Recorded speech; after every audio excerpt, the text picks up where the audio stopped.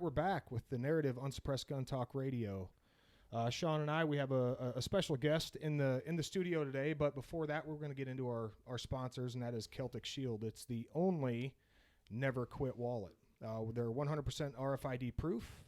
They have availability for custom laser etching, as well as brass wallets. So I've literally to go with your brass tacks. To go with your brass tacks. That's right. You know, content run for the month of March or whenever you go online to view it. So I've literally used these wallets to hammer tent stakes in the ground in the dead of summer. That's awesome. I don't use tents, so right. cool. That's nice to know in case I ever do that. It was at a baseball tournament. There we go. But all right. Anyhow, so these things are hard as hell, and they are the only 100% RFID proof wallet on the market. And I know there's a ton of them on there, but I truly believe in this wallet. I haven't had my identity stolen yet.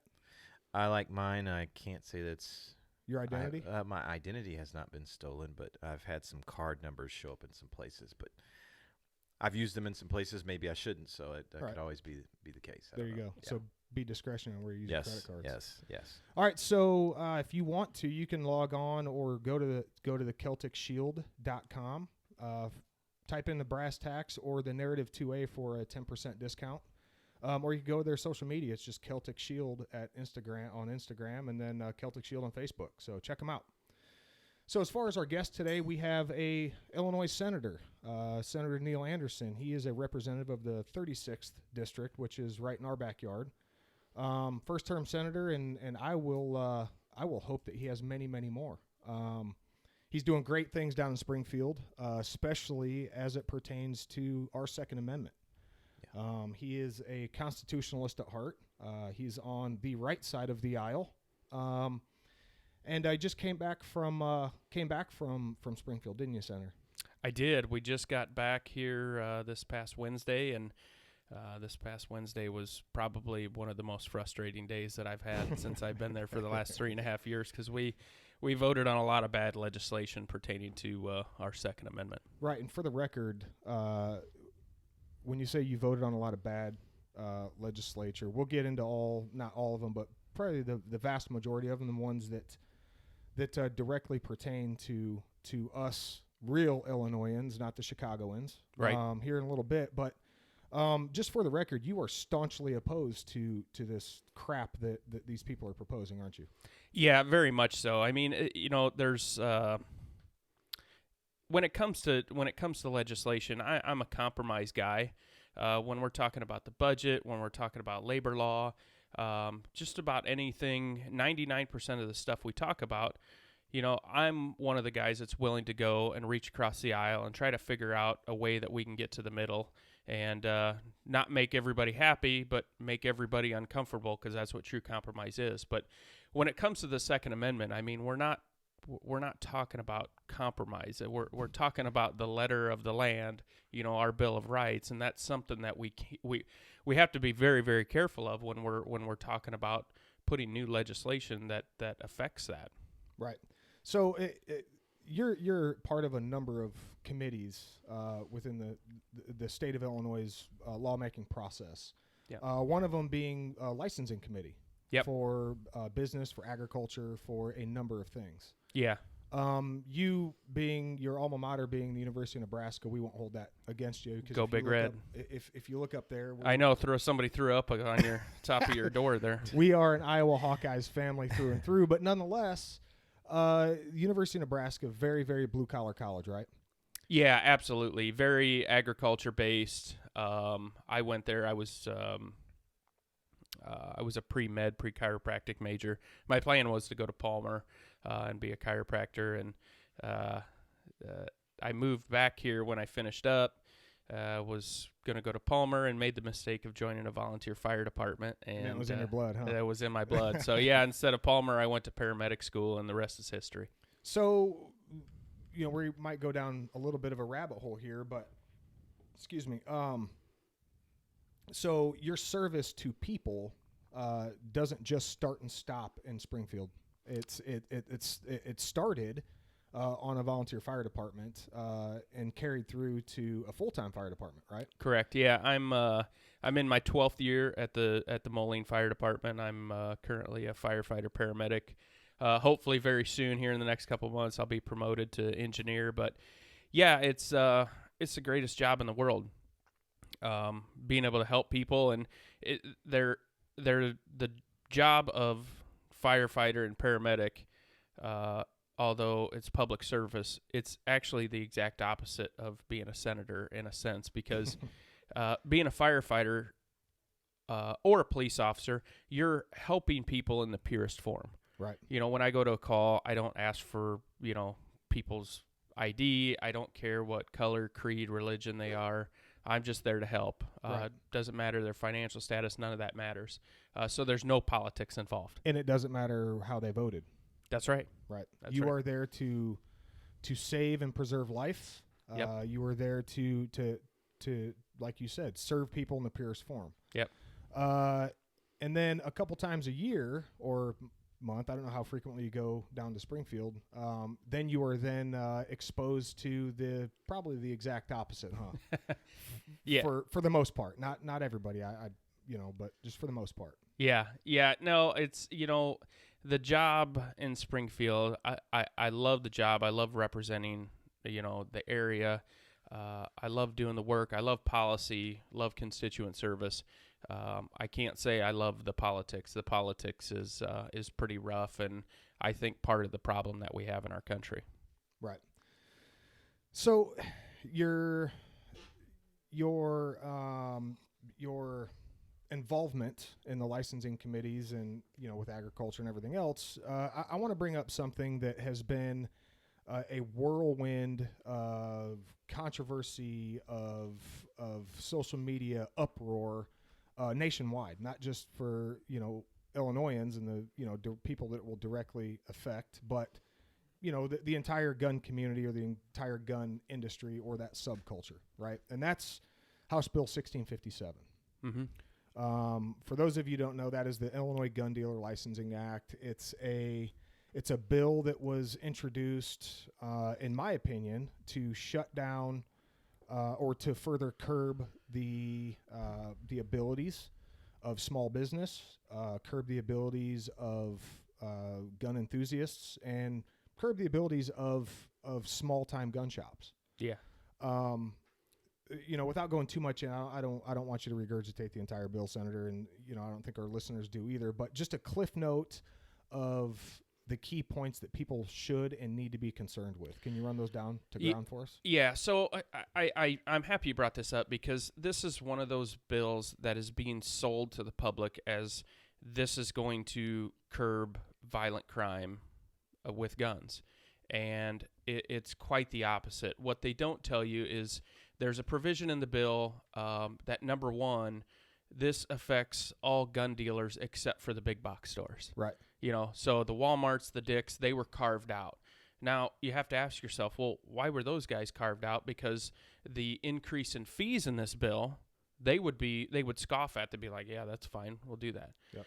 But they carve those guys out because that's where they get a lot of their corporate donations. And revenue right? for the districts. Yeah.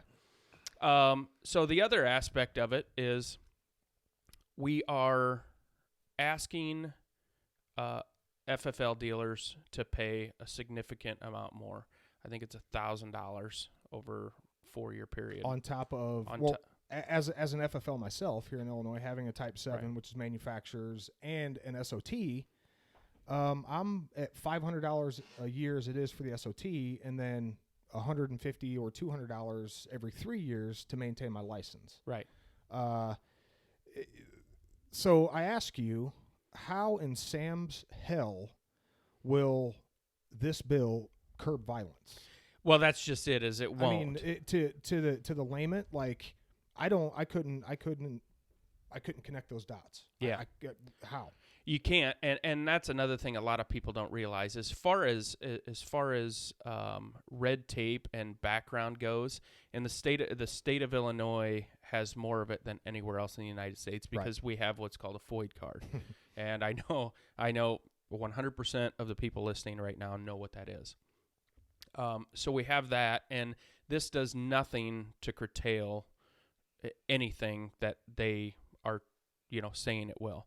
The other part of this bill that a lot of people don't realize, and I see it as anti-veteran, is under this bill to gain an FFL license, if this were to pass, the example I used was, let's say a Navy SEAL gets injured or he retires, and now he wants to start an FFL. A gun store, or being in the business of firearms. Yeah, we're literally talking about a weapons expert. Right. But under this legislation, to get an FFL, you have to work for at least 5 years under a current FFL dealer before you can get it.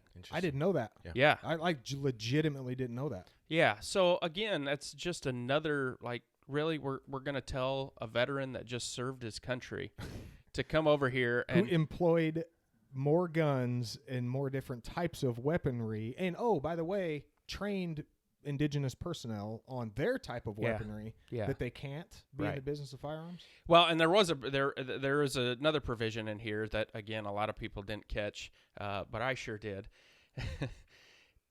It says that any FFL dealer has to have wherever a gun may be present, that you have to have security video.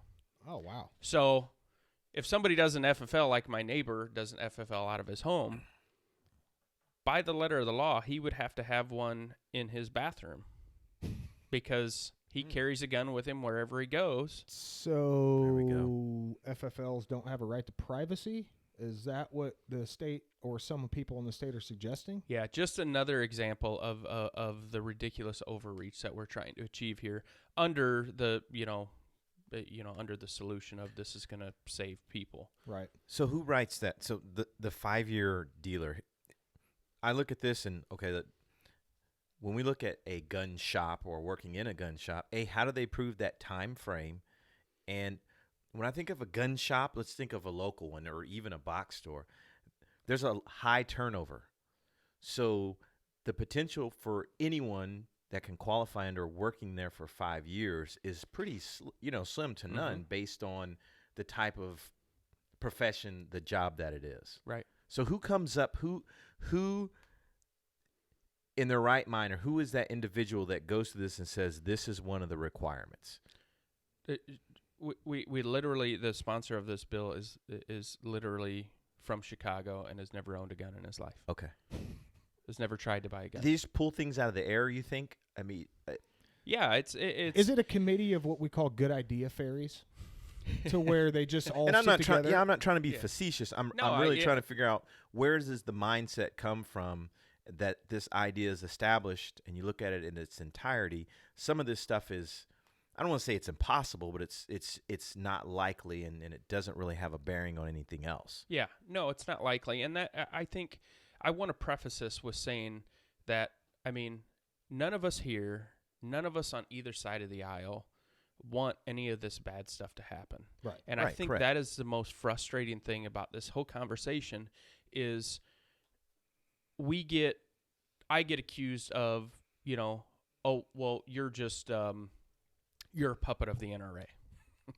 Or you don't care about kids. Well, that's a non-starter for somebody that comes to me and says that. Like, how can you go forward with a conversation when you lead with that? Yeah, you lead with that. Somebody who has a wife and children, right? Yeah. But going further, that is the problem with not only the gun issue, but a lot of issues we face is they are so emotionally charged, that it's like we'll throw whatever it is at the wall and we'll see what sticks. And there has never, ever been, nor will there ever be, good policy that comes out of emotionally driven talks. Nope. You have to sit down. You have to discuss what the problem is. Let's figure out how to do it logically and reasonably and constitutionally. And once we do that, let's move forward and let's have a conversation. So you talk about the problem. And I have these questions. I'm sure you do too. Yep. And some of these things are kind of coming up as we go along. So I'm going to throw this one out here that I had for later. When do we discuss the human condition? Because I think that is probably the single greatest factor in any of this happens, because what you said, none of us wants any bad act of any sort, even down to the smallest violent crime, if you want to call it smallest, in say a gas station or something like that. Right. We don't want any of that to happen, let alone a mass shooting. Right. But the human condition is where it starts. We're at a state where people decide to do very poor decision-making processes.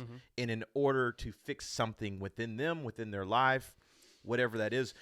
And in the days of social media, better health care, supposedly better mental health care, counseling, we are no better. Right. But we don't discuss that. Right. How do we get to that point where we talk about why people are in situations where they make these decisions? Yeah, well, and that is the question, and talk about a rabbit hole. I mean, we could talk about the cause of a lot of this stuff for days. I mean, it is really endless, and I think it all needs to be talked about. Right. The socioeconomic factors, Correct. The mental health, all these things need to be discussed. A very close friend of mine, Senator Bivens from the district up north, he's actually my seatmate, and he said, I did some research on mass shootings, and he said one of the very first mass shootings was in the 60s. I think it was 67 or 68. It was the bell tower shooter in Texas. Yeah. Mm-hmm. And he said, one thing I found that was kind of interesting is he said 2 years before that is when they took prayer out of schools. And he said, whether this has to do with it or not, he said it's interesting to look at how it's increased and how farther we've gotten away from God. Right. Again, that's just that's one aspect of a very, very deep issue that, again, it needs to be discussed. Doesn't mean it's right or wrong or indifferent, but it needs to be part of the discussion.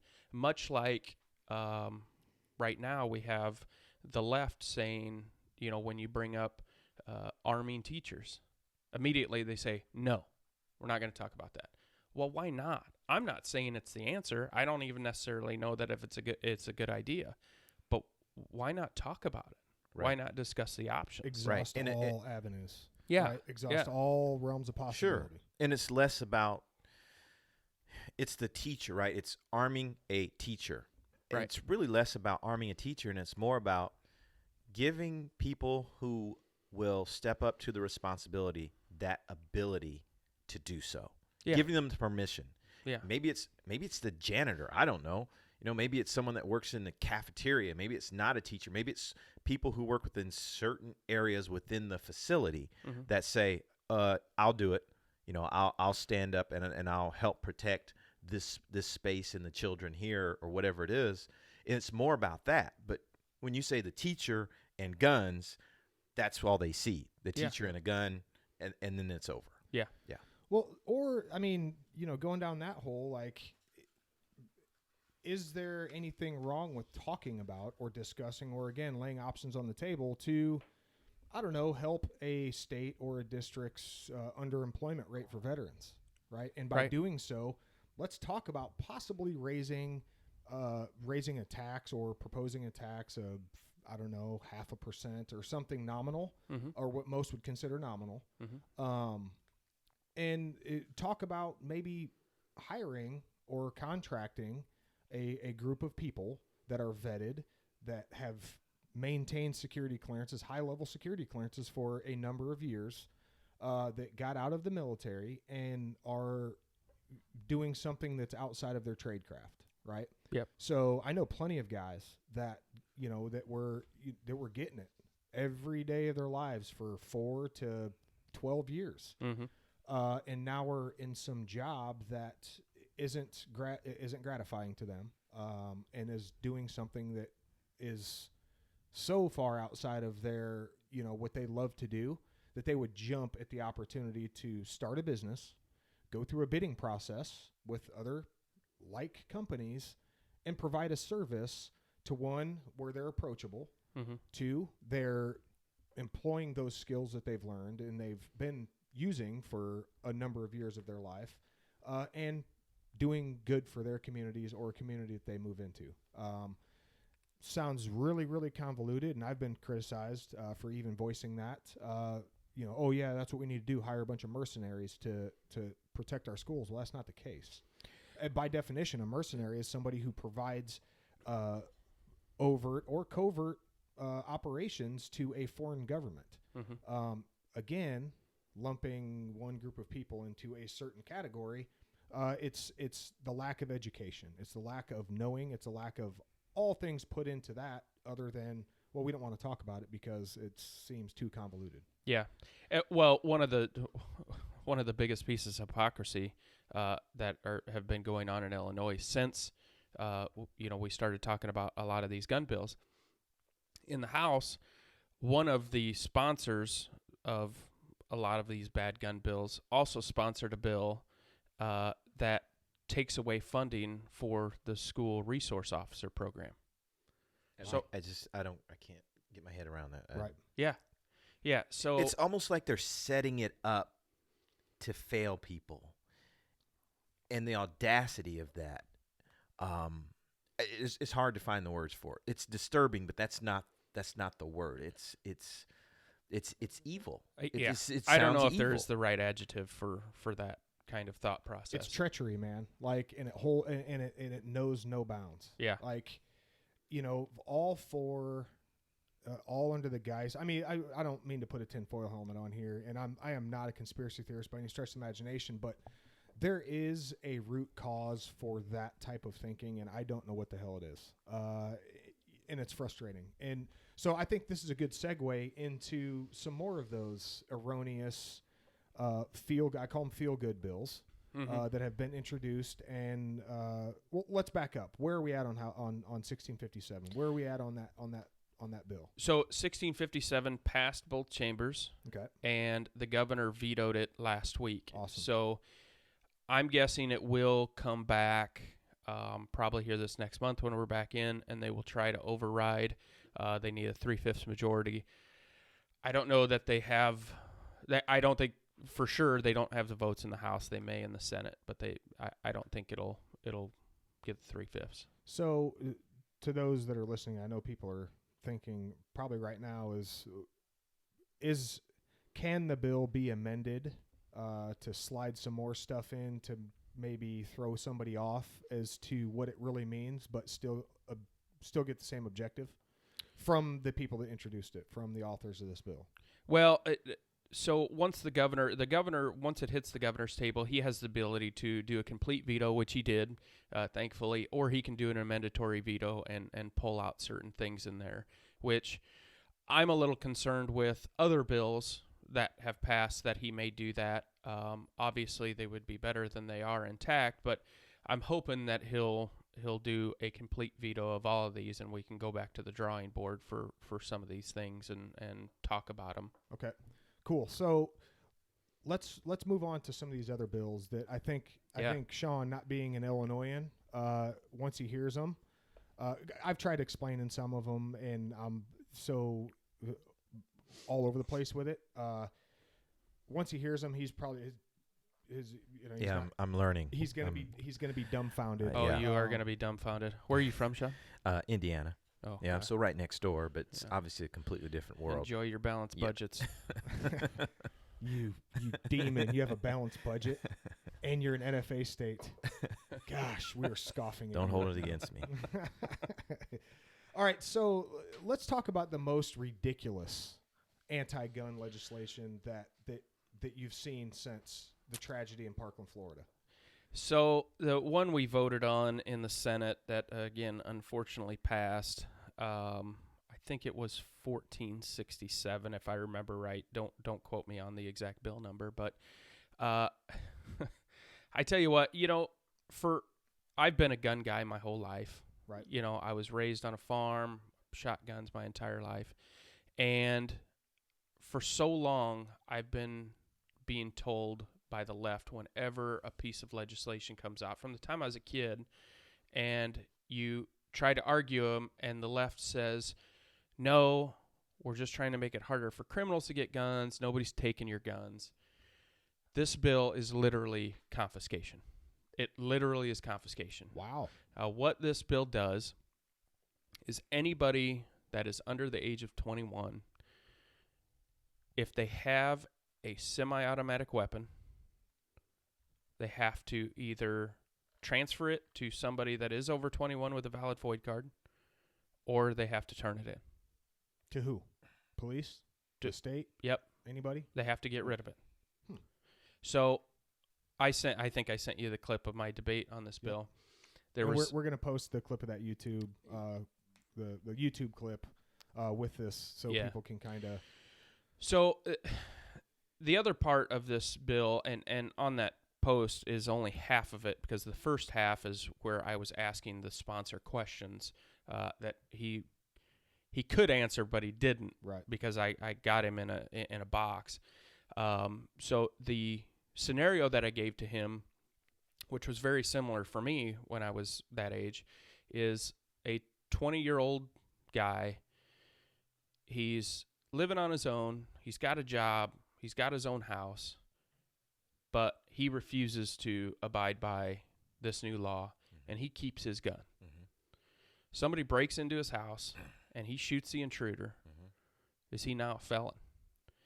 And he said, and the sponsor said, no, there's an affirmative. I forget the actual language in the bill, but like an affirmative. Oh my gosh, I'm having a brain fart. Anyway, he said there's an exclusion.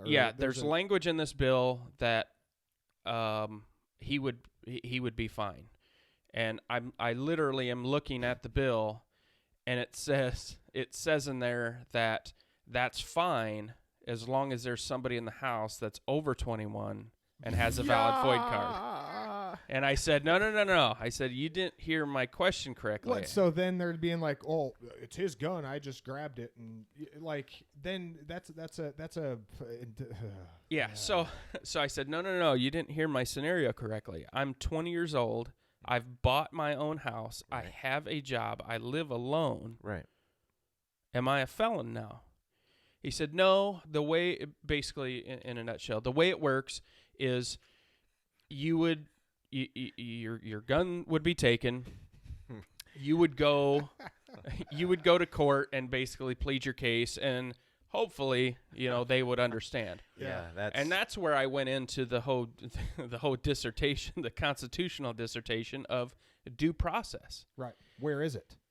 Yeah, there's not. Right. So there is not another amendment in our Bill of Rights where you have to petition the courts to get your right back. And I think the example that I used for him is, in the First Amendment, we don't say that you have to petition the courts to start a website or to start a podcast or to write your senator a letter. The Sixth Amendment, you don't have to petition the courts to get somebody to represent you, in a case. Or the Eighth Amendment, you're going to be subject to cruel and unusual punishment until you petition the courts. It's absolutely ludicrous, and it is blatantly unconstitutional, but yet they keep moving forward, and all of that, although in my mind, a very, very, very valid argument on the floor during the debate, the bill passes. And it's just, I'm telling you, it is a very, very dangerous precedent we are stepping in. It's probably the slipperiest of slopes. It's literally confiscation. We're Right. talking about gun confiscation. We're talking about Gestapo tactics. Just because somebody isn't 21, they can't protect themselves. So I would say to those guys, Illinois National Guardsman, okay, joins at, 17, 18, and gets deployed. He is employing, again, those weapon systems that are not legal for regular citizens to own. Right. Select fire rifles and automatic machine guns and grenade launchers. And I don't know, depending on the job, charging, placing C4 charges on doors and blowing them off hinges, right? Like, these people are trusted with national assets. These people are trusted with national information. So when an Illinois National Guardsman goes to Afghanistan or goes to Syria or Iraq or anywhere else, they're not serving the governor anymore. Right. They are now activated and serving to preserve, protect, and defend the Constitution of the United States of America against all enemies, foreign and domestic. The same oath that you took and that I took when I joined the Marines. So this 18-year-old goes overseas for a year, comes back at 19. He saved his money, he saved his per diem, he saved everything. He was smart about what he was doing and how he was doing it financially. Gives you goes back to your scenario. He buys his own house, right? Small, whatever. He buys his own house.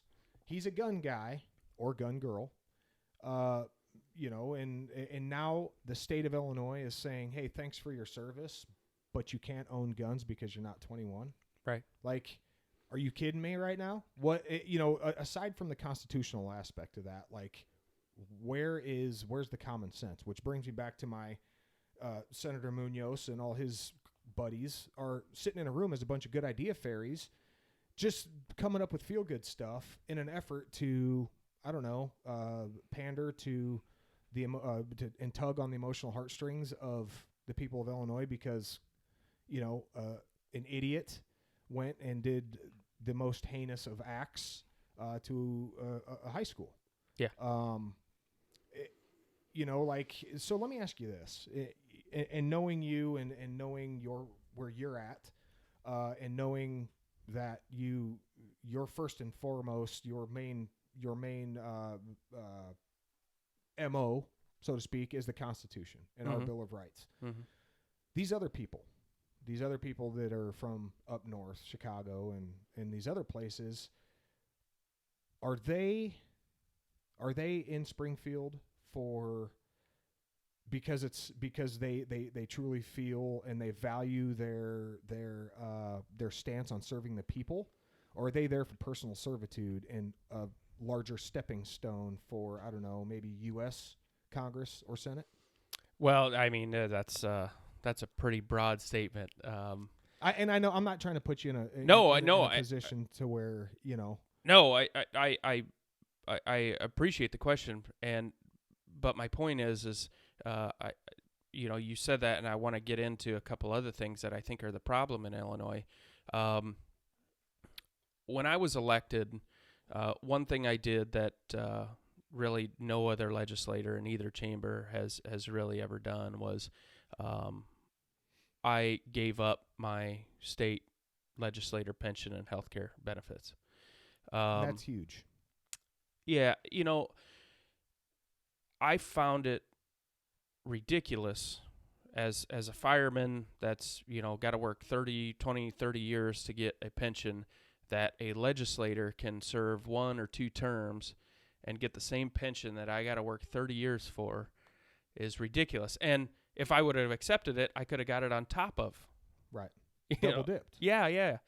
And then the health care, you get better health care than anybody else. I mean, that's just one cog in the problem that we have is these people in Springfield, they are so self-serving and they want to pad that pension and they want to keep getting those Cadillac benefits, and they want to go on to something bigger and greater for themselves. When in actuality right now, I would venture to say 3/4 of them don't know if they're foot, horseback, gunshot, or snake bit. Yeah. Like if we're being honest, like their actions are not showing what somebody who is actually for the people would suggest. So that's crazy. Yeah. And again, it's I'm a big proponent of term limits. There's no reason why somebody like Speaker Mike Madigan should be Speaker of the House for 44 years. And what's he done in 44 years? Well, nothing. That's the answer. Well, I'll say it. You want to talk about a conflict of interest. We're the only state that allows him to also be the chairman of the state Democrat Party. When it's good for the goose, it's good for the gander. So he's literally like, if you don't do as you're told, you don't get any money for re-election, and I'll find somebody who does. I mean, that's a huge problem. So how does that transition? How is that transparent to, for example, the bill that you just talked about with confiscation, and then what about an assault weapons ban? Is there something like that that's on the table? Because I know there's a number of them, and I just don't know.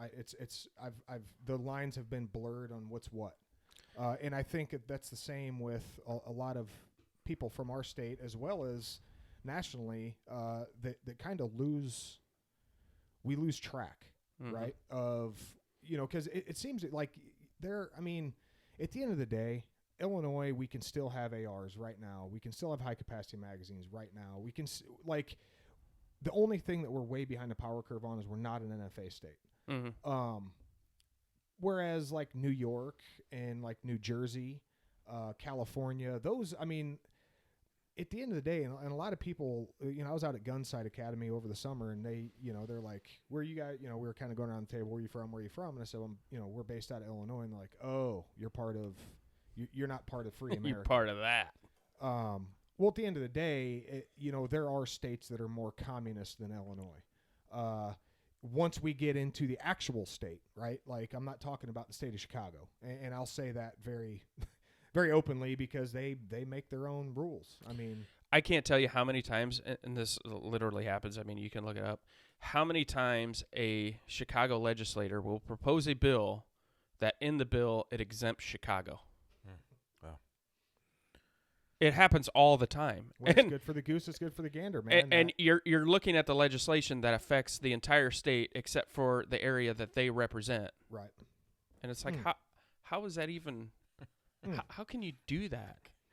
I got nothing, guys. I'm in that shell shock stage. It's amazed. we read memes and and articles. Dakota Meyer, former Marine, he posted something on the bill that you just talked about. With people under 21, not being able to have anything semi-automatic, essentially. Right. And he actually, he's like, tell that to a 19-year-old devil dog that just came back from Afghanistan fighting, now he can't own guns. Like, what is our country coming to? Yeah. It's, we have Utah, we have these other states that are like, man, we trust our citizens with guns, Wyoming, all these states. Mm-hmm. Yet, and they have big cities. Mm-hmm. They have big cities, maybe not as in the news, or as I'm not going to say prevalent, because Chicago isn't prevalent, but is high profile as Chicago. But at the end of the day, they still have amass amounts of people in one specific area. Yeah. Like, yet they still trust their citizens with guns. Like, why are we proposing? Why, like, other than the emotional politics that you talked about, these things are still getting to the forefront and passing, like you said, both chambers of our government, that it shouldn't even get past committee, in my opinion. Yeah. Like, if we're actually using common sense. Yeah. So yeah, it's these bills, the Illinois bills, are just they're garbage. Yeah. They're garbage. Yeah, and as far as the assault weapon ban stuff, the bill that I just was talking about with the 21 to 18-year-olds, there was the language in there about assault weapons. And another bill that it banned, it increased the waiting period for assault weapons. So right now in Illinois, if you go buy a gun, a pistol, there's a 72-hour waiting period. This bill would have added a 72-hour waiting period for assault weapons. Well, the way they defined assault weapons was so ambiguous that nobody really knows, because they defined assault weapons basically as any gun. So, that's the problem here is, for me, I know that there is a literal definition of assault rifle, and that was, that's an automatic rifle. I still have a problem with that definition, because assault is a verb. It's not a noun. Right. But the word assault and assault weapon is being thrown around so loosely anymore that nobody knows what it is. And I think education is a huge part of this. I can't tell you how many phone calls I've gotten from people that are upset with me because I won't ban assault rifles. And I asked them, I said, well, what is an assault rifle? Well, these AR-15s. Well, you do know that AR doesn't stand for assault rifle. Well, what does it stand for then? And I explained to him, And the other thing I told a lady the other day, she called me, and she was all hell bent on passing all these gun laws. And I said, ma'am, do you know that the AR-15? Do you know when that was invented? And she's like, oh, well, probably here a few years ago. I said, ma'am, that gun was invented in the 1950s. Right. Yep. To take the place of the M1. Yep. Like, as the service rifle. Now, that, and that's a lot of people's argument, man, is like, well, these are weapons of war and only military should have them. Well, only the military does have the assault rifle characteristics, right? Right. Select fire, shorter than 26 inches, right. Yada, yada, yada. The AR-15, on the other hand, is the same as a Mini 14, just with plastic furniture, and it's black and it looks bad, right? Right. So, you're right. Education is key, and I think it's just easiest for people just to jump on this bandwagon of ban everything. That way, violence will go away without knowing, because it's people don't like feeling stupid, right? Yeah. And when they research things and they educate themselves to the contrary of everything that they've been touting and saying for the last, well, in our case, month, then they feel stupid. And then they have to eat a big bag of crow and egg on their face and every other analogy you want to use.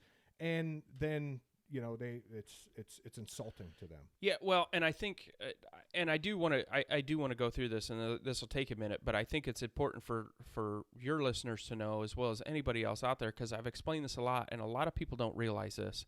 And I think it's good when guys like us are discussing this with people that want more gun laws, especially in Illinois. So in Illinois, I explained this the other day to our Facebook friend. We're not going to give her any publicity. Yeah. So yeah. So in Illinois, if you want to buy a gun, and that's the other thing that drives me crazy, is there's literally people that call me and still think that you can go to Walmart and buy a gun and walk out with it 10 minutes later. It couldn't be farther from the truth. So in Illinois, the first thing you have to do is you have to get a FOID card. You have to fill out the application. On that application, you have to fill out where you have lived for the last 10 years. It takes about 60 days to get your FOID card. The first 30 days. Now, I'd like to jump in. 60 days when everybody's firing on all cylinders. Absolutely. Right? That's absolutely correct. I've seen them. In a perfect world. I've seen them take 6 months. Yep. So the first 30 days, the background check is done by local law enforcement along with state police. They actually... Who have access to the FBI database. Correct. So they will go through and they will call every address, county and municipal law enforcement, and they will back check to what they have found and make sure it's correct. They will look for irregularities, make sure nobody's trying to fudge anything. Pattern of conduct and everything. Yep. The next 60 days, it goes to state police. State police then back checks everything that was checked on a local level and back check it with FBI. If you pass all of that, you get a FOID card. Right. Okay? So now that you have a FOID card, you can go into a gun shop and you say, I want, let's say we're buying a Glock. I want to buy this Glock. Okay. Well, in the state of Illinois, to even hold a gun at a gun shop, you have to have a FOID card. So you have to show it. FOID card is checked. Really? Make sure it's valid. Okay. You want to follow through with the purchase. FOID card is checked. Fill out the federal paperwork. 4473. Yep, 4473. That is done. You can't walk out with this. You can't walk out with your gun. You have to wait 72 hours. You just spent $700 by the time it's all, like, let's just say the gun and 2 boxes of ammo. Yep. Right? Yeah. And in Illinois, too, a lot of people don't realize you have to have a FOID card to buy ammunition. Yep. I didn't know that. NB21. Yep. Wow. NB21. So now that you've gone all through that, you've purchased the gun, you put your money on the table. Now you have to wait 72 hours. After 72 hours, everything checks out. Now you can pick up your gun. The one thing that almost nobody realizes is every Ford card holder in the state of Illinois is literally back-checked every day, 365 days a year. And how that works is in the state of Illinois, every time somebody is arrested, their name is run through the FOID database, and it is back-checked with every name in the FOID database. Okay. The FOID also is back-checked with every mental health care facility. Oh, wow. Okay? Yep. Wow. So every time somebody is arrested, which obviously is every day, Especially in Chicago. every FOID card owner is background checked. Yep. Every single day. What more do you want for How background many more checks? preventative measures do you need? Yeah. Right? Like, so for me, I've never, ever in however long have ever filled out a 4473 to where I didn't come back delayed. Whether it be for a rifle, pistol, shotgun, it doesn't matter. Mm-hmm. Anytime I've ever been submitted into the NICS background system, I've never ever been immediately approved. And this is, I've obtained multiple federal security clearances. Mm-hmm. I've done the background checks to get a federal firearms license. I've done the fingerprinting. I've done the background checks to obtain my SOT so I can have silencers and SBRs and fully automatics. Right. So, with that, there are many hundreds of stopgaps in place for every person. So, to your point of, people don't realize how often they're being checked against multiple databases, both Mm-hmm. state and federal, Mm-hmm. local, state, and federal. So, to introduce these laws and for people to go up and stand up and, in the House and in the Senate and say, we need. Well, what you need is more education. Yeah. You actually need to peel that onion back and see what goes into these things, because infringing on our rights, not only just the second, but all of them, is and will be eventually the cause for a much larger problem than people arguing on Facebook about whether or not we should have ARs or not. Mm-hmm. Like, and that goes a lot further than the state level, man. Like, that's, social media is instant. And it's we like you said at the beginning of this conversation, man, we established this precedent. We even put one foot down that slippery slope. It's going to be a snowball effect, and it's something that I don't think a lot of people realize, nor are they ready for. Right. And I don't mean to say, yeah, come and take them. And although I am of that mentality most of the time, that's the fact of the matter. We are becoming more and more polarized between, state to state and border to border, coast to coast. I hate to say it, and I don't ever want to. I would never ever want to see it happen, but this polarization between people in themselves is compounding a problem that's much larger. Well, that brought up a question I actually wrote down before any of this. I wanted to talk about this polarization thing. Your first year, right, as a senator? Third year, first term. Okay, thank you. As you went into the political realm and you got to interact with certain people, Mm-hmm.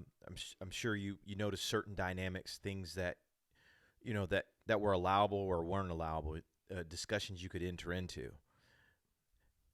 Are people really in that realm?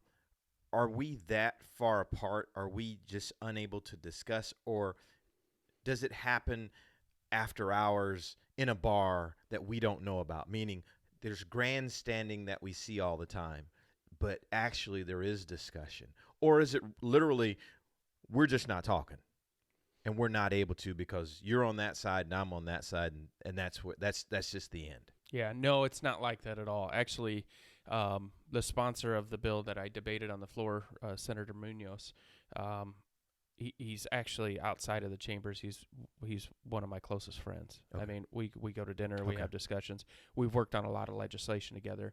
But there's certain things like this that we absolutely fundamentally we disagree on. And actually, after that debate, I walked over to him and I said, you know, thanks for the good back and forth, and you know, I didn't say it because I didn't have to, but it's like one of those things, like, you know, it's nothing personal. Right.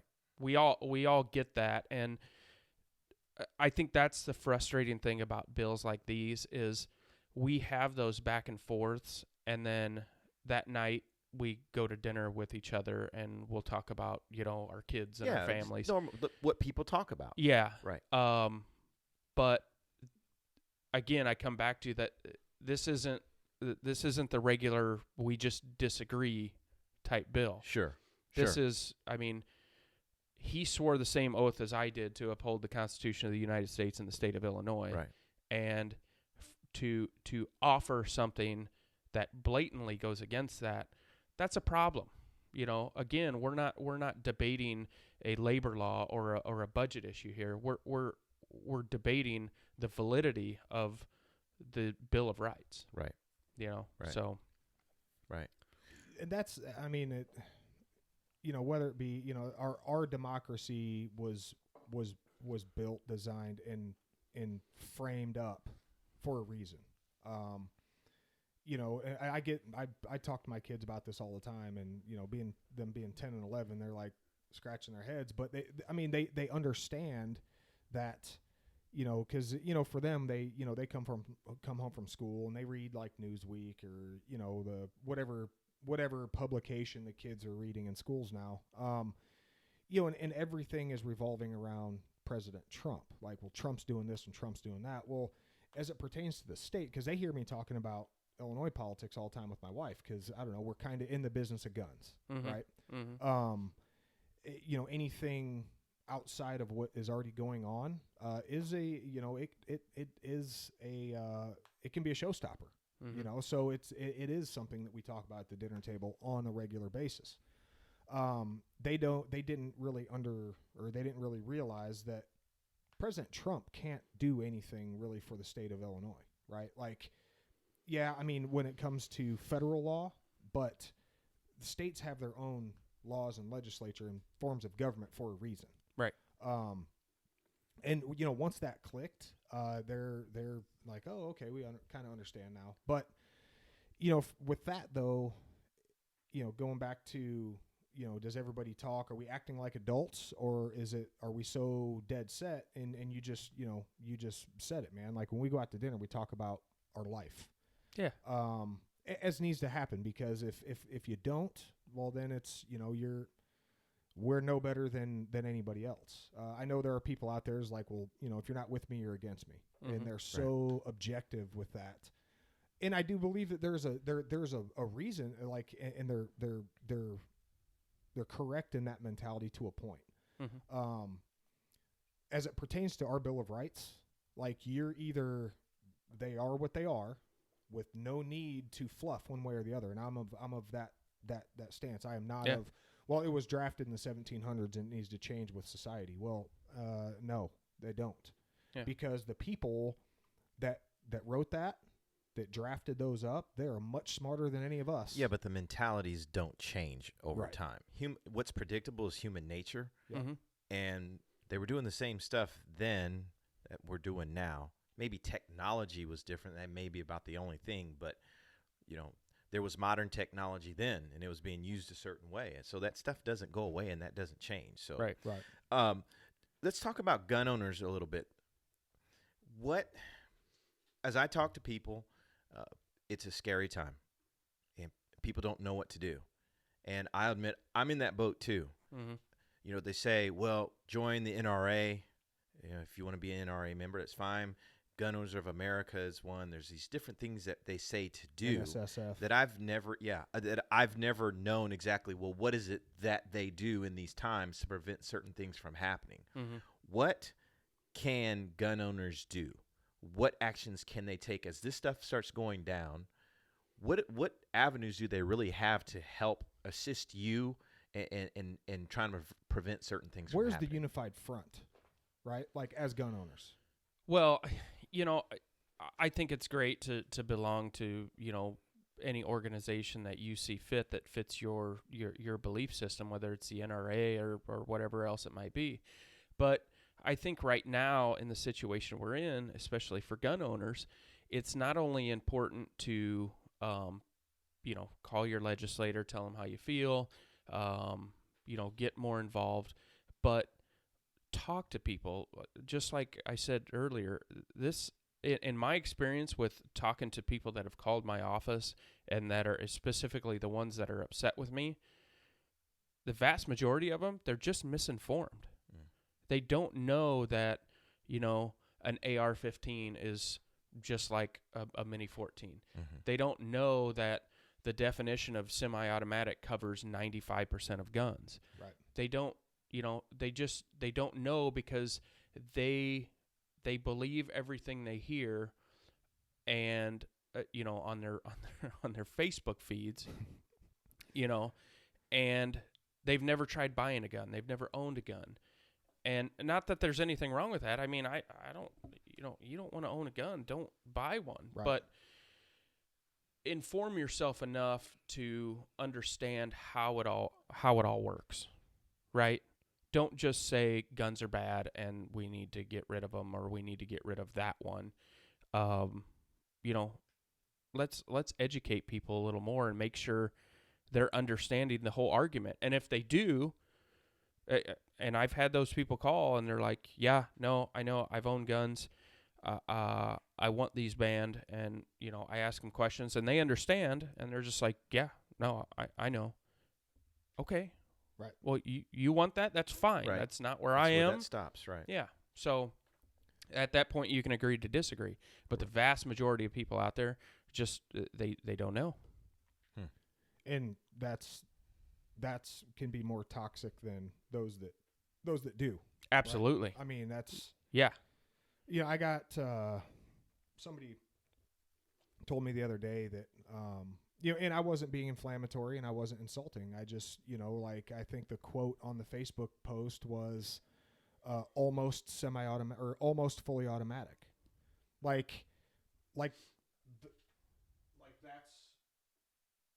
That's some sort of classification of firearm is, you have semi-automatic, fully automatic, and almost fully automatic. And I'm like, where does that fall in a spectrum? And awesome. I was simply asking the person, I'm like, where's that fall on the spectrum of where this supports your ideals of bringing back the assault weapons ban in 1994? Right. Like, you don't have almost fully automatic. Well, it's anything that'll increase the rate of fire, which, okay, that's not fully automatic is with one press of the trigger, more than one projectile is expelled from the muzzle of that rifle or pistol. Right. Semi-automatic is one trigger pull, one projectile. Oh, you're ridiculing me because I'm not as educated on guns as you are.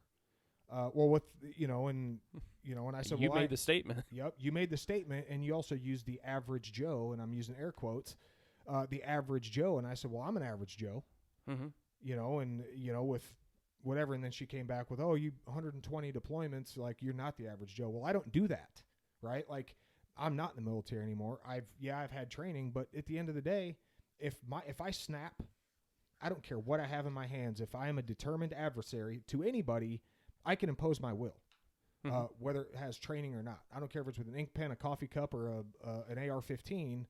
I'm still going to do damage. So I ask this: at what point is 17 lives more valuable than one? Right? And I don't say that to sound callous or anything of that matter, but loss of human life is loss of human life, and I don't care which way you skin that cat. Right. When anybody dies at the hand of anybody else, it's a tragedy. Sure. We have been, and this goes back to that societal thing, Sean, that you brought up, is like, where have we become more desensitized to multiple or one human life, the loss of one human life than multiple. Like, it seems like when one person in Chicago gets shot, a bystander, or gets stabbed or run over or whatever, we don't seem to make a big deal about that. Right. But when I don't know, whatever classifies as a mass shooting, when that happens, then now we're in a national, holy crap, like let's punish everybody for the actions of a couple. Right. You know? Yeah. You know, it's a conversation that for us three sitting in this studio right now is like, it's a no-brainer. Mm-hmm. But it just for others, it's like, holy cow, the world's collapsing. I don't know. You know, I think having adult conversation and being open to different things, I think that's important. Mm-hmm. But I think every totality of the circumstance needs to be looked at.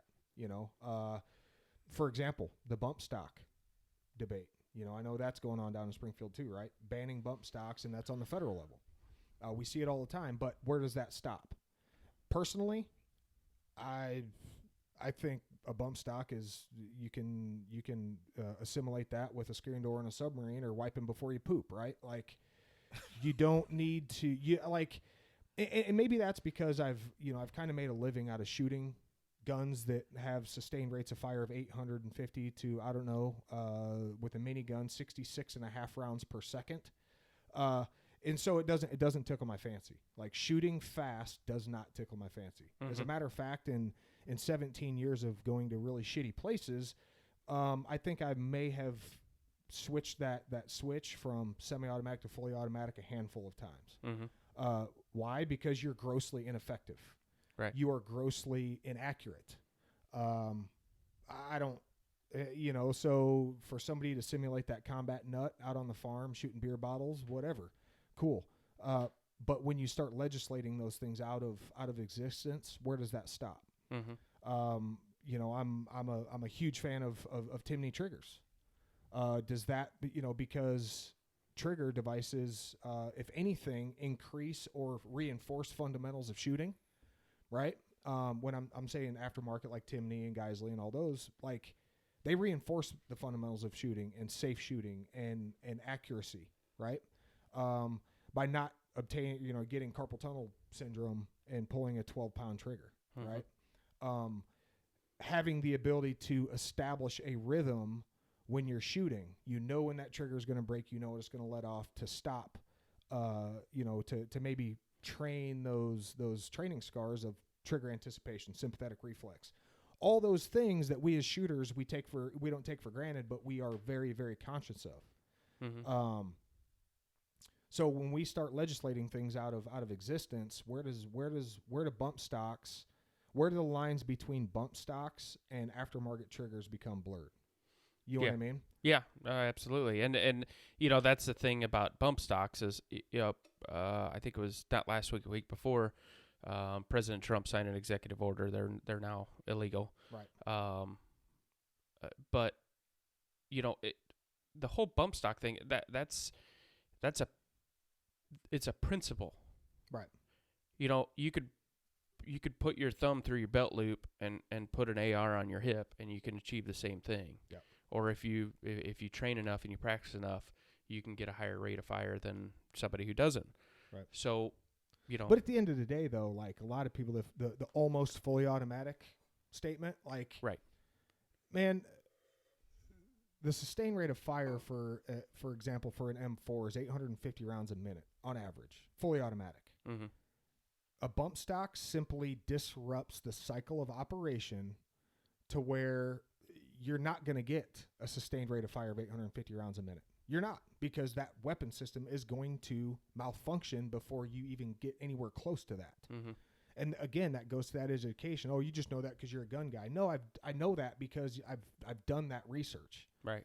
Like, Sean and I, we're in the gun media. Like, that's what we do. We'll chop up a weapon system, good, bad, or indifferent, in its entirety. Mm-hmm. And all anybody has to do is go out and pick up a magazine or go online and search for these things, because they're out there and they're prevalent.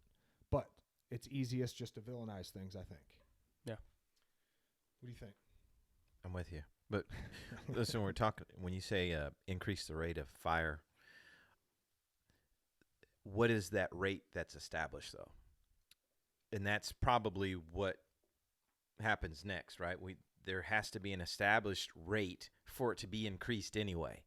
So is it 1 round a second, whatever that is? Where's the baseline? Yeah, there has to be a baseline for it, and there is no established. So none of it actually holds water.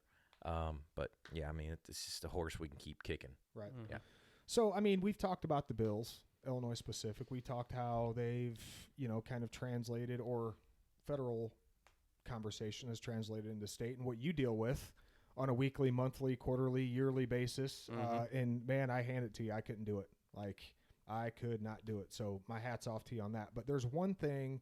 We've talked about all the enablers, right? We've talked about the inanimate objects such as AR-15s or semi-automatic pistols and everything else. But let's talk about one just real quick. Let's talk about something else that is in headlines, and Sean hit on it earlier, is the mental health capacity or the mental health aspect of it.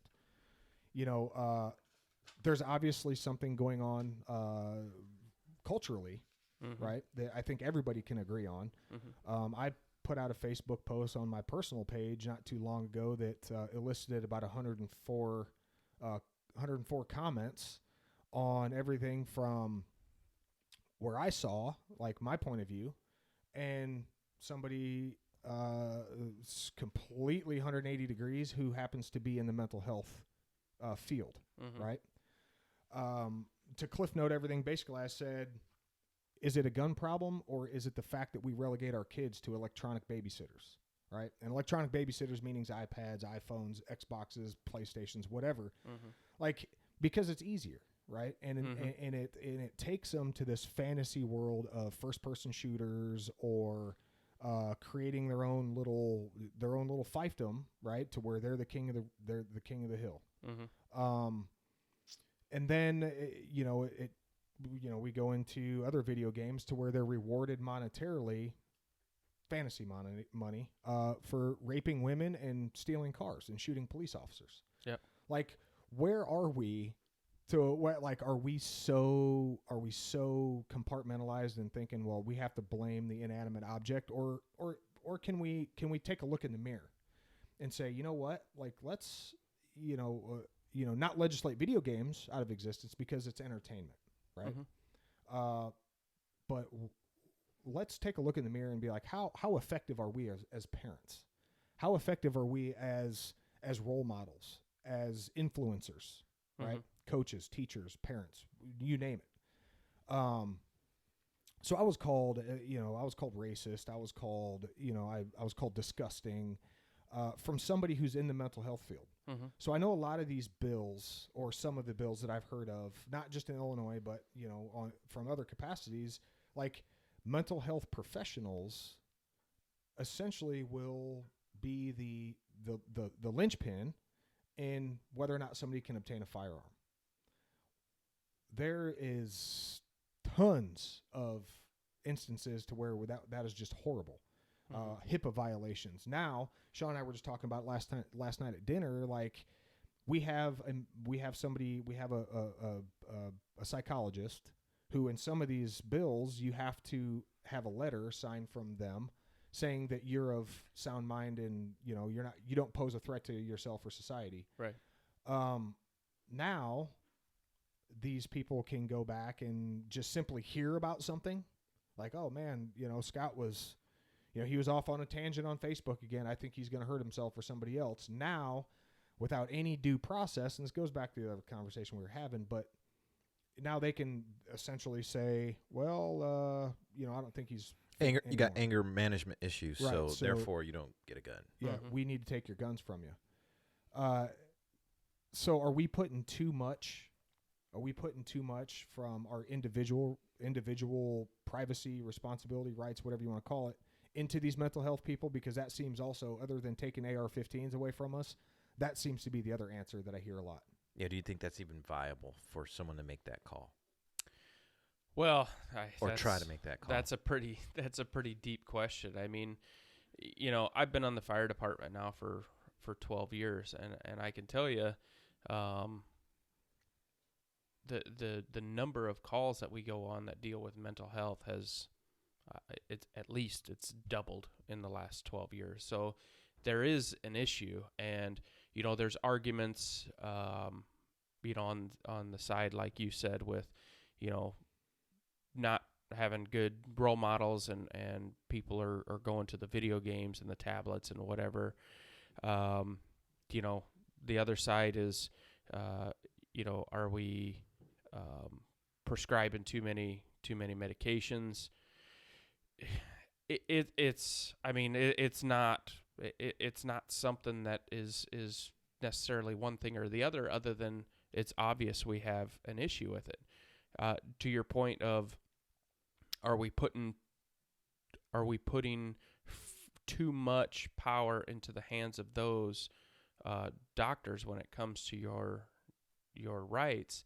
I mean, that is also a slippery slope, because I think we can all agree here that we don't want somebody that's mentally unfit to have, Right. to have a gun to hurt Any themselves, ability, or right? yeah, And not just to guns, hurt themselves or you know. others.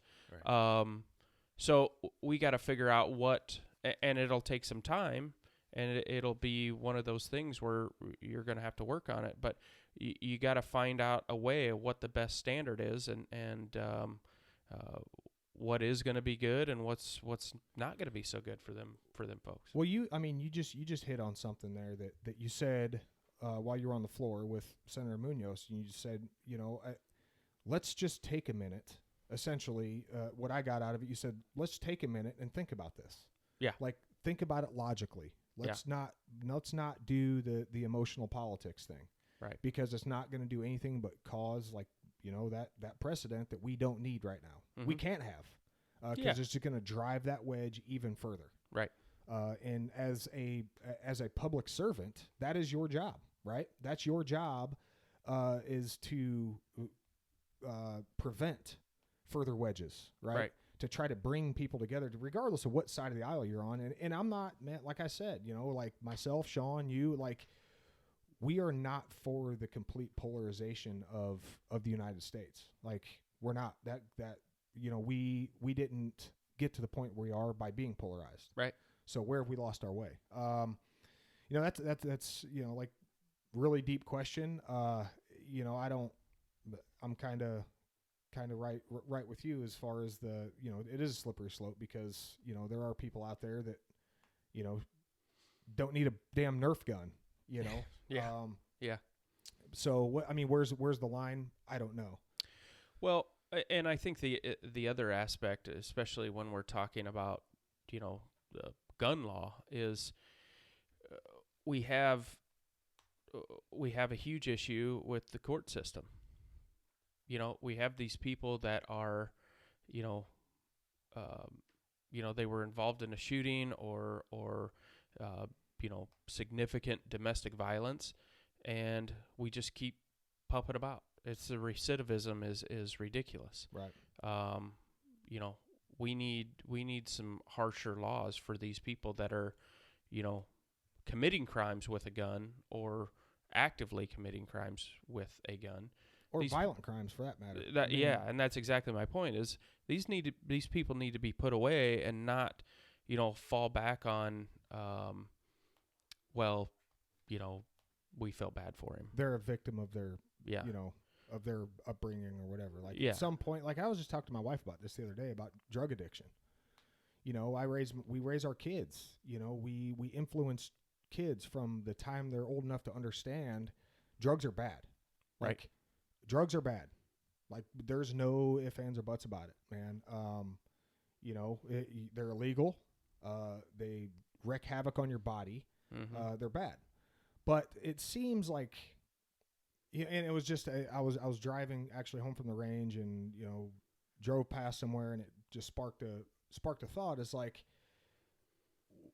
at what point does drugs are bad, don't touch them, we're going to hold you accountable for your actions, turn into, oh, well, he's, addiction is he's a victim of addiction.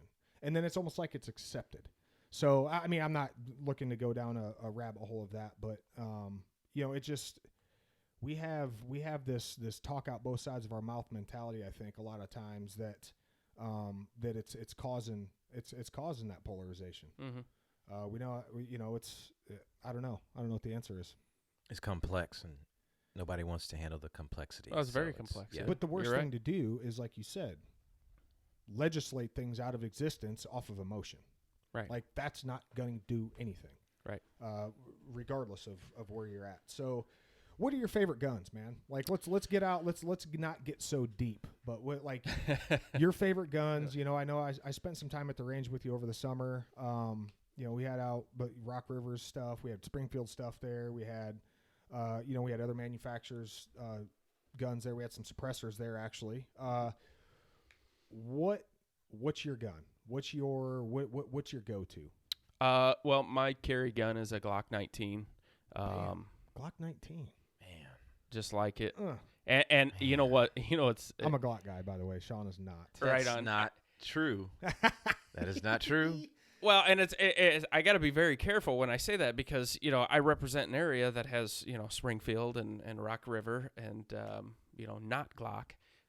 But no, I've always liked Glocks. The first AR that I had was an Armalite AR. I really like it.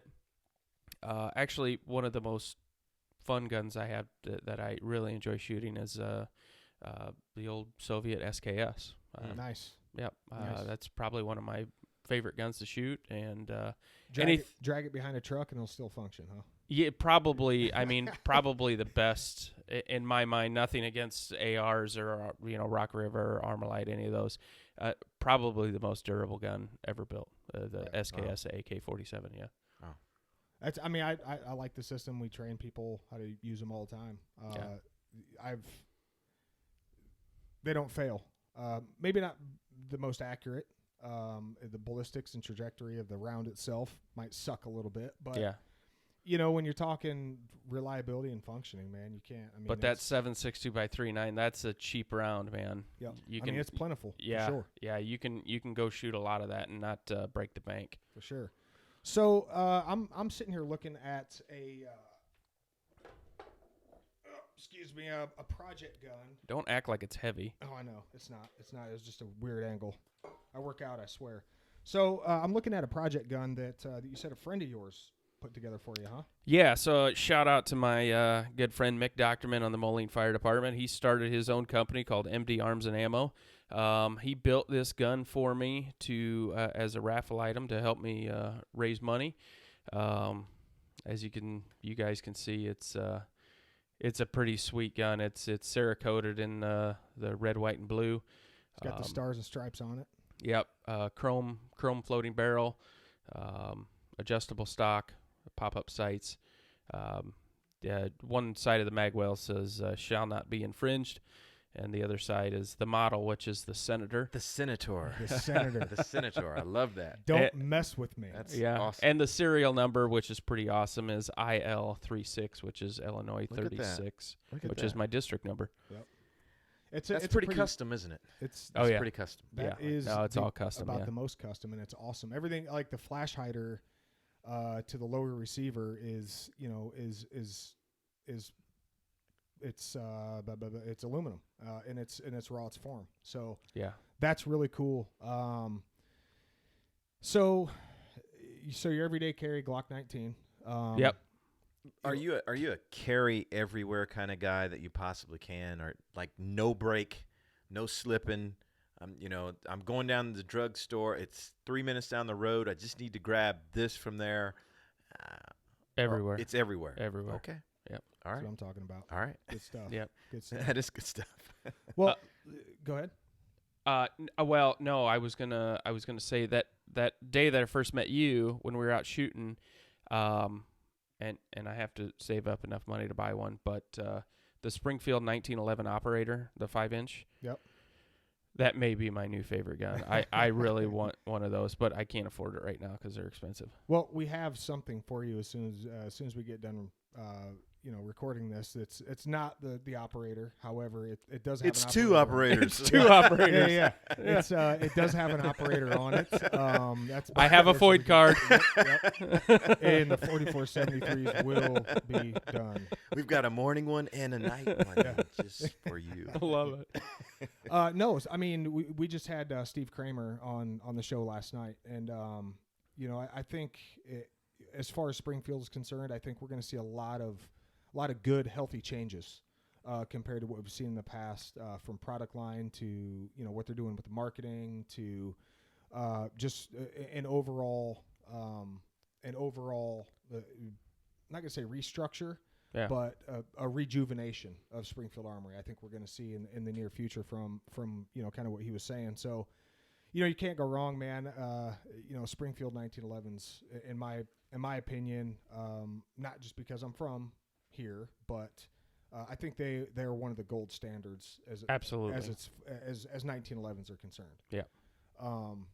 You got guys like Jason Burton with Heirloom Precision, basing his custom, in some cases, $10,000 1911s off of. Mm-hmm. You have a guy, his name's Stan Chen, who is regarded the Yoda of 1911s. Stan the man. Doing custom 1911s and add-ons to 1911s. There's a reason for that. Yeah.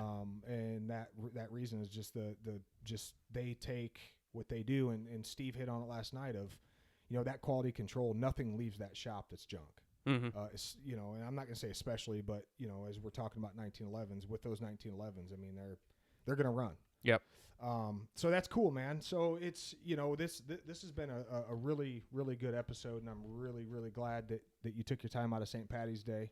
I know you're a busy man to come in and talk to us, man. So yeah, is there anything else you feel like you need to add?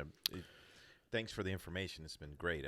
I've never sat with a senator before, so there's one here and there's one in gun form. Yeah, exactly. This is really weird. Yeah. two of them. Yeah, Two but angry dragons. it's just nice to have this side of things, and have a little better understanding of. I feel so detached from it because I see it on TV, right, or you hear it on online or whatever, and I just feel completely detached. But it's nice to know that there's someone up there fighting for us. Yeah, absolutely. No, I guess I would just end on, obviously, thanks for having me on, and I'll come back anytime you want. But anybody out there listening, I mean, you want to talk to me about any issue. It doesn't necessarily have to be a gun issue. It can be any issue in the state of Illinois that you're concerned with. I mean, I am a firm believer in representative government. I can't do my job properly if I'm not hearing from the people that I represent. So call my office, shoot me an email. It's Senator Neil Anderson at gmail.com. Neil is Neil. What about social media? Social media, yeah. I have a Senate Facebook page, Senator Neil Anderson, and then actually I would prefer my personal one is Neil Anderson. Reach out to me. I'd love to talk. Even if you disagree, I mean, that's a good thing. We need to have the conversations, and at the very least, if we end up disagreeing, then hopefully you can respect where I'm coming from, and we can have a conversation. And it will be you'll reciprocate that. Absolutely. So, yeah, man.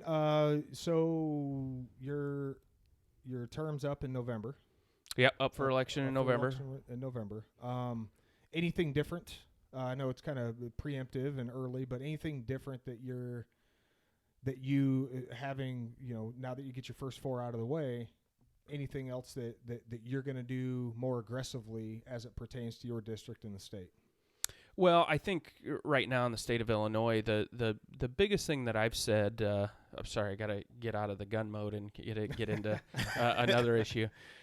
Honestly, I think the biggest issue facing Illinois is our budget woes. Money. Yeah, and I've always said, and I continue to push for, we need to start focusing on prioritizing our spending. We don't need to tax more. We need to prioritize, and those 3 things in my mind are education, public safety, and those that can't help themselves. We fund those things fully, and then we can argue about all the other spending after that. Right. But those 3 things should be funded every year first and foremost. And unfortunately, we don't do that, and and we politicize those issues and use those issues as political pawns, and both sides are guilty of it, and we need to stop doing that. There you go. Awesome. There you go, people of Illinois, and anybody else that's listening. There are good people in politics. One sitting right in front of us now. So, like you said, it's imperative that we vote. It's imperative that we keep our Bill of Rights intact as we see them, as we read them. It's we're in a sticky spot right now. Mm-hmm. I think we can all agree on that. Let's get out there and call your representatives and be more active with your local politics, with your state politics, and even on the federal side. But more importantly, for those of you that might not be as in tune with your Bill of Rights, do yourself a favor and Google them. Print them out, or order a pocket Bill of Rights book. They have those. This is Scott and Sean and Senator Neil Anderson with the narrative Unsuppressed Gun Talk Radio. Again, Senator, thank you, and we are out of here.